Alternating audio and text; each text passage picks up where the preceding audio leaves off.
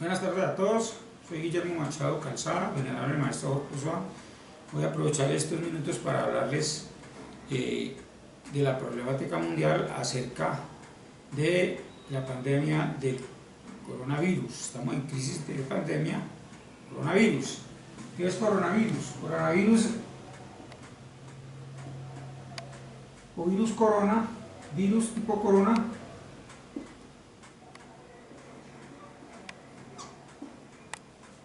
es un virus, es el virus de la gripe.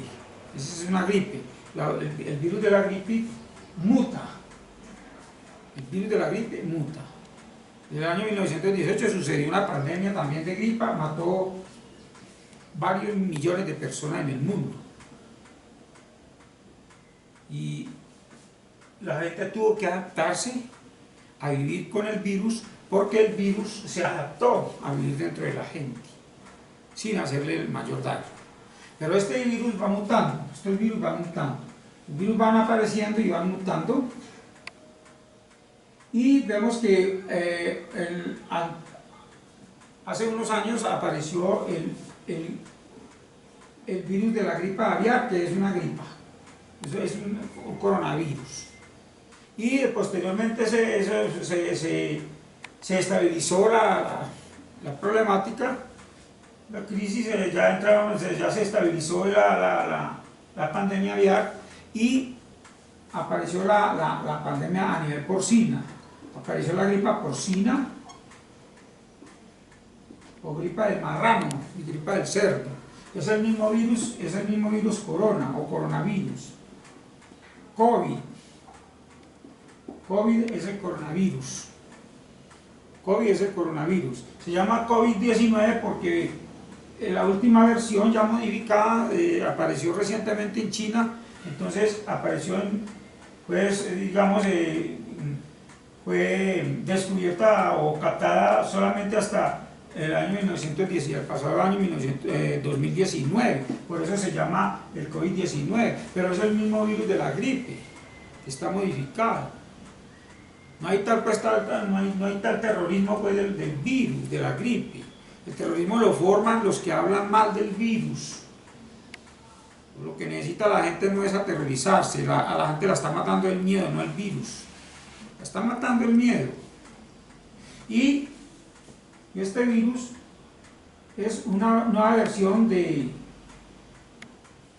virus corona, que se llama H1N1, que es el virus de la gripe. Y ese virus de la gripe muta y se convierte últimamente en lo que se llama el COVID-19. Pero ese virus, esa versión que está apareciendo, que ya apareció y que está en este momento, la gente está aterrorizada por la presencia de este muchacho. Este muchacho no es ningún terrorista. Este muchacho es un ser vivo que apareció, un ser vivo unicelular que apareció en el mundo y que, bueno, está tratando de adaptarse a la gente. Y hay que dejar que él se adapte. Nosotros no tenemos que adaptarnos al virus, sino esperar abrirle las cuerdas para que él se adapte, para que él entre en nuestro cuerpo sin hacer daño y se adapte y se quede allí. Y de vez en cuando vamos a sentir síntomas de gripe, lo mismo. Es un virus frío, es un virus frío. Y por lo tanto, él no soporta cierta temperatura, cierto grado de temperatura. Pero es un virus frío. Entonces, adaptando el virus, dejando que él se adapte en nuestro organismo, aprendemos a convivir y debemos generar, todos los seres humanos actualmente, debemos aprender a generar en nosotros, en nuestro interior,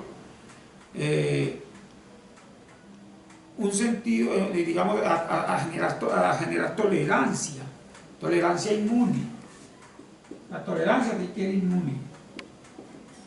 Pero la gente no es tolerante, no tiene tolerancia a la presencia del virus.